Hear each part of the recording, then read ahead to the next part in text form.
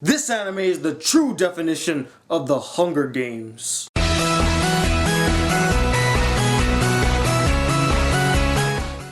What up y'all, it's the Black Critic Guy, and today I'm here to review the anime Bento! And I gotta say, this anime was a true treat. I enjoyed every second of it. So the basic premise of Bento is it follows this kid by the name of Saito who goes into a supermarket one day when he's really hungry and noticed that the bentos were all half off, so he's like, yes, treat! So he runs to get it, and the next thing you know, he blacks out and he finds himself lying on the floor knocked out, and he's like, what just happened? He later finds out that the reason he blacked out was because once the bentos go half off, people start to literally brawl in order to obtain a bento for themselves. Upon discovering this, he decides to jump into the fray as well to duel for the right to get a bento.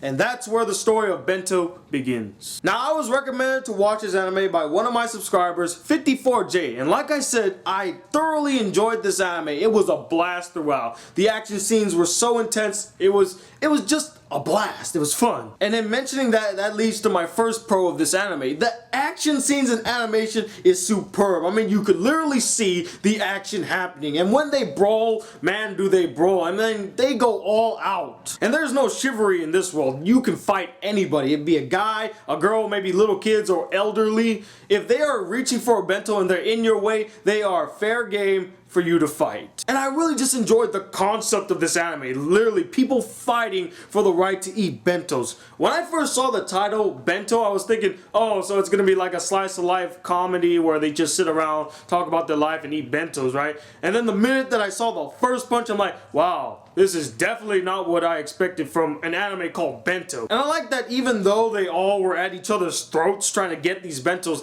they all followed a code of honor, and I really respected that. Like, when you grab a bento, it's considered a victory, so when you have a bento in your hand, you cannot touch that person. They won their victory, let them enjoy their victory. I really enjoyed that. It was kind of like this honor amongst thieves, and I really just loved that aspect of this anime. Now let's talk about the characters. For the most part, I enjoyed all the characters. I thought they were all well developed. They had great chemistry with each other, and I really dug the chemistry between Saito and the Eye Switch. Though I wish they could have expanded on it a little more, like a mentor, kind of apprentice kind of thing, but they didn't really go that direction. You didn't really know if they had a love relationship. It's more of like, well, we're friends right now, but they have a connection and you can feel that connection. And I also dug the relationship between Saito and his cousin Shaga, also known as Beauty by the Lake. She always teases and taunts him and beats him at games. They're just so entertaining to watch. And you also got this character by the name of Oshirui. I don't know if that's how you pronounce her name, but from how I read it, that's how I pronounce it. But she is like so into yaoi light novels. I mean, so into it. And she even writes her own yaoi light novels and uses Saito as inspiration. And every time she sees like Saito in some type of misunderstanding, she uses that as a catalyst to start writing like, yes, I got ideas. She also has this friend by the name of Umi who's really attached to her and won't let anybody else get close to her. If anyone else got close to her, she would like beat the living crap out of them. And every time like Saito got close or there was a misunderstanding that occurred, she would always blame him and then beat the crap out of him. And then you got a bunch of side characters, but the one that really stood out to me was this girl by the name of Brunette.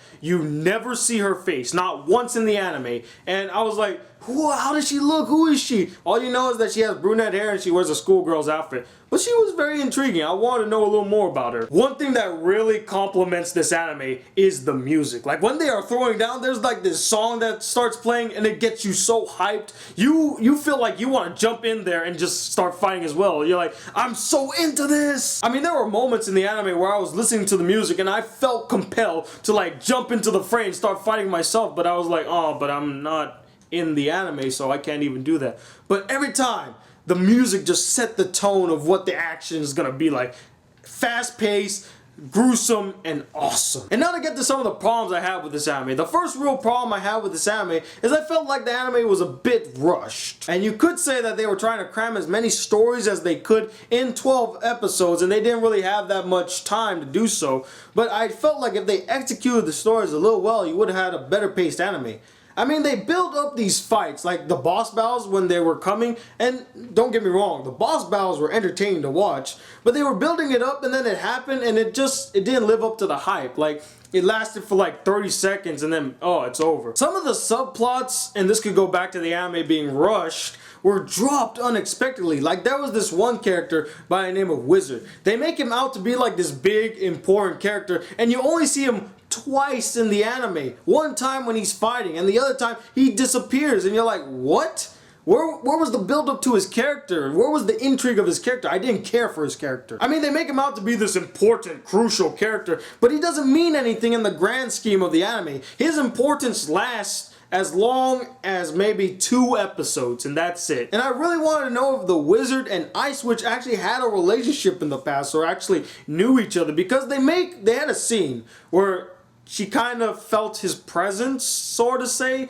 but then they don't play off of it. They just drop it immediately. And I was like, why? That would have been an interesting story. But yeah, they do that a lot in this anime. Like, they're building this subplot, and you're getting interested. You want them to expand on it, and then they just drop it. And you're like, well, I don't care anymore about that. And my last gripe of this anime, and this could go back to, you know, the anime being rushed again, is the ending to the anime.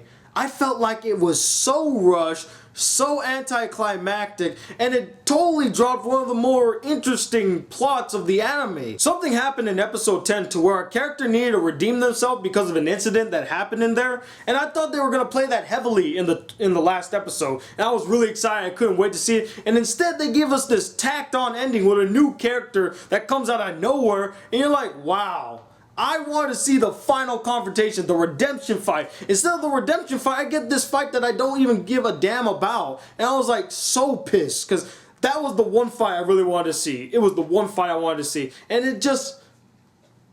In an anime full of intense and awesome action sequences, this was one of the lamest ones. The final one in the series is the lamest of them all, and I was so sad by that. I just really felt that that final battle was so anticlimactic, and you didn't even get to see the final result. You get them like about to fight, and then they cut, and it shows the end of the battle. I'm like, what? Of an anime that shows how the battles always end, they cut away? Come on. So overall, although the anime was extremely rushed, Bento was a really action-packed, fun and entertaining, hilarious anime that'll keep you on the edge of your seat and wanting to see more. And that's why I'm going to give this anime a 4 out of 5 stars. It's definitely worth watching. I say go check it out. If you're into action, you're into comedy, definitely give this one a watch. But anyway, what did you guys think of this anime? Did you like it? Did you hate it? And let me know, what is your favorite fighting anime? Comment below and let me know. Anyway, I'm the Black Critic Guy, bridging the gap between movies and anime reviews. Till then, peace YouTube.